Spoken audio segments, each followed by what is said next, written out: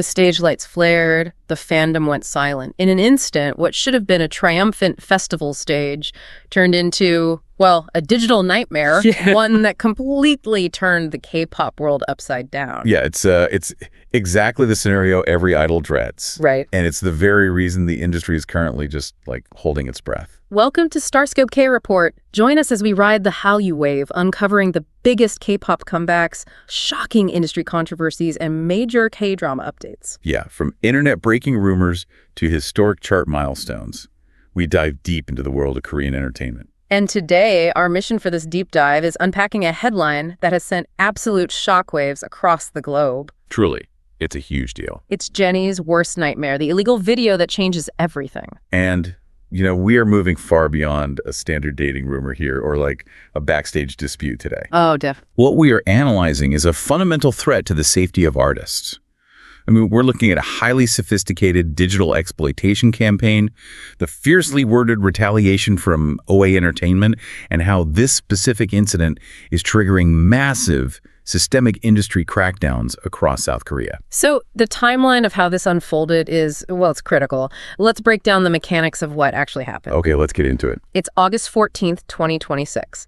Jennie is headlining Summer Sonic at Ziwazo Marine Stadium in Chiba, Japan. Right, a massive show. Huge. She's delivering an hour-long solo set.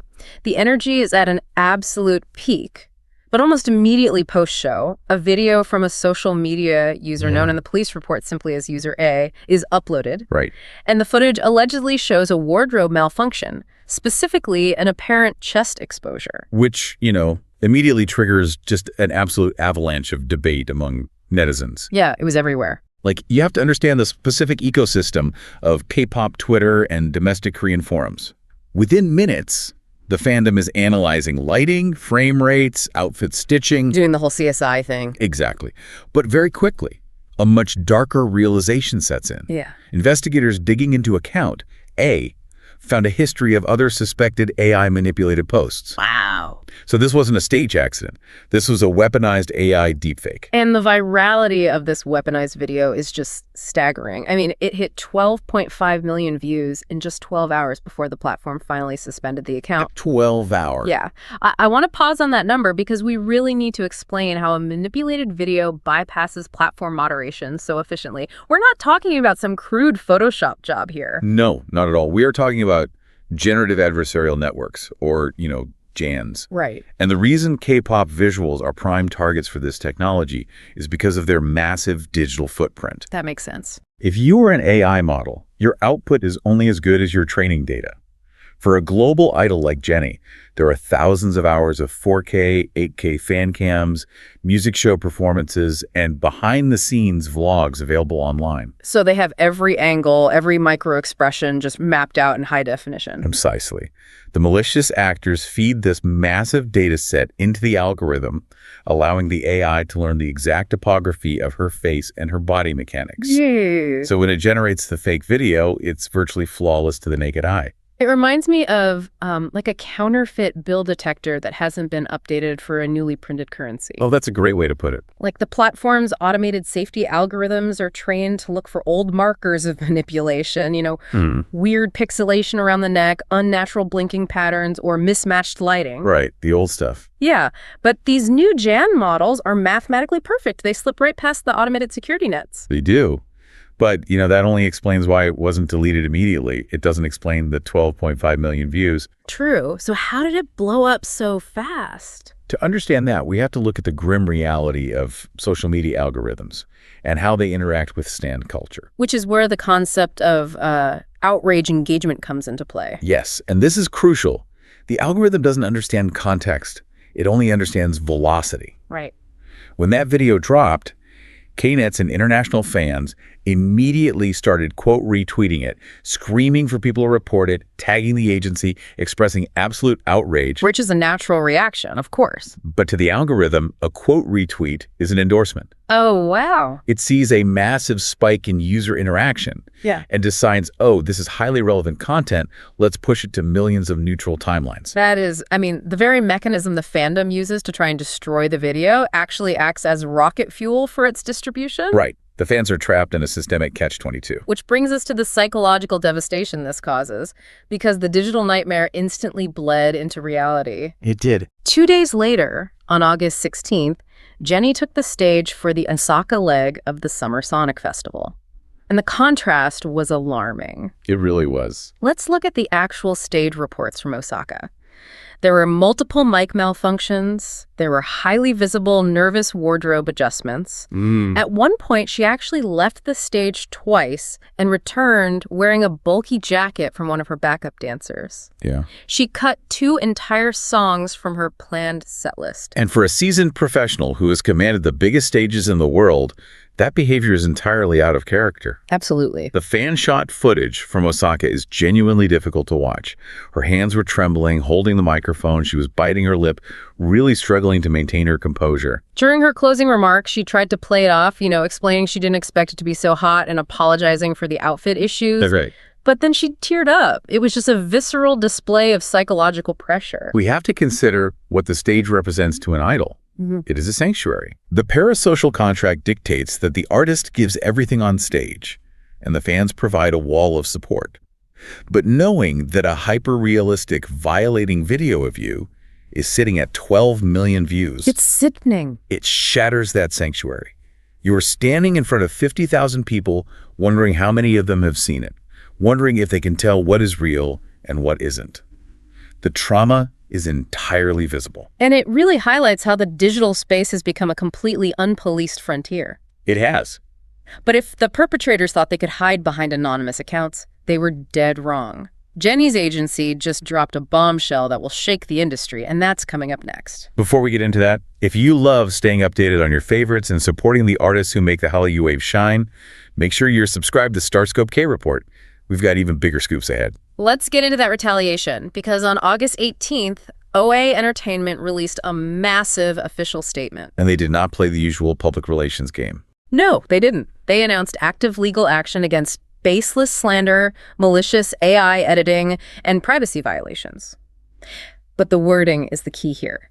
They explicitly stated there will be no settlement or leniency under any circumstances. That phrase, no settlement or leniency, is a massive departure from standard industry protocol. How so? Well, historically, K-pop agencies would issue vague warnings about legal action, mostly just to placate fans. Right. But they would quietly settle out of court or drop the charges entirely to avoid dragging the idol through a prolonged public trial. It was always about making the scandal disappear as quickly as possible. Exactly. But OA Entertainment is drawing a hard line in the sand. By refusing to settle, they are accepting the short-term PR headache in exchange for setting a devastating legal precedent. Right. They are actively pursuing civil and criminal complaints, signaling to malicious actors that the old rules of engagement no longer apply. And what's fascinating is how the agency essentially deputized the fandom to execute this strategy. Right. OA put out a direct call to action. They instructed fans to send URLs, poster IDs, and full-screen screenshots with timestamps to their established reporting email, protect@atelier.net. Which is a protocol they set up back in March 2026.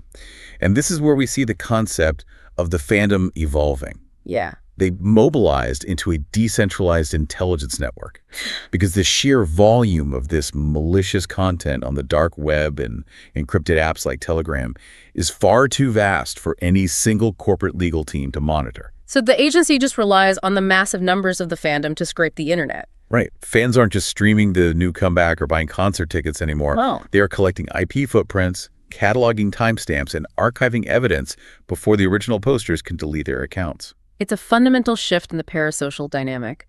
Stans are transforming into digital bodyguards out of sheer necessity. Absolutely. But I really want to highlight the intense emotional maturity this requires from the artist at the center of the storm. Oh, for sure. On August 17th, after wrapping up the festival run, Jennie addressed the fans directly on Weverse and Instagram. The grace in those messages is staggering, considering what she had just endured over the previous 72 hours. She wrote, "Not everything was perfect, and perhaps it wasn't meant to be. She openly discussed the difficult moments, noting how they taught her a lot and helped her grow. Wow. But what really struck the K-Nets was that she actually apologized. Wait, she apologized? Yes. She apologized for fans feeling disappointed during the recent BLACKPINK 10th anniversary celebrations, saying it was supposed to be a happy time together, and she was sorry she couldn't show a better side of herself. That is almost painful to read. It really is. She is apologizing for not being a perfect, smiling product while simultaneously being the victim of a massive illegal digital assault. The expectation placed on K-pop visuals to maintain total emotional perfection, even while their dignity is being stripped away online, is just an impossible standard. It is an impossible standard, but it also forces us to confront a terrifying reality. Jennie's nightmare is just the most highly publicized example of a much deeper systemic rot within the digital landscape. Right. And later in the episode, we'll talk about the shocking statistics and the massive police crackdown that proves this is a full-blown industry crisis. It's bigger than people realize. Which brings us to the legal framework surrounding this crisis. To understand why this is escalating, we have to look at the South Korean legal landscape. Specifically, the September 2024 amendment to the Act on Special Cases with respect to punishing sex crimes. The legislature recognized that deepfakes were out of control, and they brought down the hammer. Yeah, the penalties are severe. They are unprecedented. Producing or distributing non-consensual sexually explicit deepfakes now carries a penalty of up to 7 years in prison. 7 years. Or a 50 million won fine. And they closed a major loophole. It is no longer just the creators who are liable. Merely possessing, viewing, or storing these manipulated files can land you in prison for 3 years, alongside a 30 million won fine. Which is huge. Yeah. The intention behind the amendment was to attack the demand side of the equation. Exactly. If you criminalize the viewers, you theoretically starve the creators of their audience. Let me push back on that theoretical victory, though. Okay. Look at the data from the National Police Agency. Even with those draconian penalties on the books, deepfake sex crimes surged from 156 cases in 2021 to 1,202 cases in 2024. Wow. That is nearly an 800% increase in just 3 years. The Korea Communications Standards Commission is issuing tens of thousands of blocks against manipulated celebrity videos annually. You're right to push back, because the data reveals a terrifying truth about the accessibility of the technology. Right. In 2021, creating a convincing deepfake required high-end hardware, expensive software, and genuine coding knowledge. Yeah, it was hard to do. But by 2024, the barrier to entry completely collapsed. Today, anyone with a smartphone and $3 to pay a Telegram bot can generate a hyper-realistic deepfake in minutes. The law simply cannot outpace the democratization of malicious technology. It's like the fire department is arriving with state-of-the-art equipment, but the arsonists can now start a million fires simultaneously with the push of a button. That's exactly what it is. Even with a 7-year prison sentence looming, when a single video can rack up 12.5 million views in 12 hours, the law feels entirely reactive. Right. The damage to the artist's psyche and reputation is done instantaneously. Which is exactly why the entire K-entertainment industry is being forced to unite. Yeah. This is an existential threat to the Hallyu wave itself. The entire industry, from the music to the K-dramas, is built on meticulous image management and highly curated brand identities. Definitely. If an anonymous troll can instantly weaponize an idol's image, the foundation of the industry crumbles. Whether it's the leader or the Maknae, nobody is safe. We are seeing unprecedented cross-agency cooperation because of this. Back in 2025, HYBE, the agency behind BTS and NewJeans, signed a direct memorandum of understanding with the Northern Gyeonggi Police. Yeah, I remember that. They literally funded and created a dedicated hotline specifically to streamline the reporting of these digital crimes. And Cube Entertainment also launched massive coordinated legal strikes on behalf of their group, GIDLE, targeting manipulated videos. Right. And the police have been conducting sweeping, militarized crackdowns, arresting dozens of Telegram chat room operators who were running these distribution networks. It's a full-scale digital war. Yeah. And in this war, as we discussed earlier, the fans are the frontline infantry. They really are. But we haven't talked about the toll that takes on the fandom. If you want to keep tracking these deep dive analyses into the mechanics of the K-pop industry, hit that subscribe button so you never miss a KT update. Yeah, taking on the role of a digital bodyguard is exhausting. It has to be. Fans are volunteering to dive into the darkest corners of the internet. They're exposing themselves to highly traumatic, violating material of the people they admire, simply to gather the timestamps and URLs needed for the agencies to prosecute. Wow. It is a heavy psychological burden that the industry is quietly offloading onto the fans. It fundamentally changes the joy of being a fan. You aren't just tuning in to enjoy a comeback or celebrate an all-kill on the charts. Right. You are logging on to do crisis management. Exactly. But if we bring this all back to Jennie and we look at her resilience in the face of this, it paints a profound picture of the duality of modern stardom. It really does. Despite this absolute nightmare, look at her 2026 trajectory. She didn't take a hiatus. She just pushed through. She just completed a grueling 3-month global festival run. Incredible. She headlined Governor's Ball in New York, Lollapalooza in Chicago, and Summer Sonic in Japan. And she recently celebrated the 1-year anniversary of her massive solo album, Ruby, which dominated the charts when it dropped in March 2025. The contrast is jarring. On one hand, you have soaring artistic triumphs. She is at the absolute pinnacle of the global music world, commanding stages that most artists only dream of. Yeah. But on the other hand, she is utterly vulnerable to insidious digital victimization. It proves that no amount of wealth, security detail, or agency power can fully protect you from the weaponization of artificial intelligence. It is a tension that is going to define the next decade of the entertainment industry. And as we wrap up this deep dive, I want to leave you with a thought to mull over. As AI technology continues to advance, the Jan models will only get better. They will become entirely indistinguishable from reality, bypassing even the most sophisticated platform algorithms. The agencies can sue and the police can arrest, but those are retroactive solutions. Exactly. The ultimate defense for our favorite artists won't be found in a courtroom or a police station. Right. The ultimate defense will have to be the critical thinking of the audience. Will we, as viewers and fans, develop the digital literacy to pause, question the source, and refuse the algorithmic bait of outrage engagement? That's the real question. Or will we continue to let the technology manipulate our anger, clicking share and ensuring the nightmare continues? It's a question every single one of us has to answer the next time an unbelievable video crosses our timeline.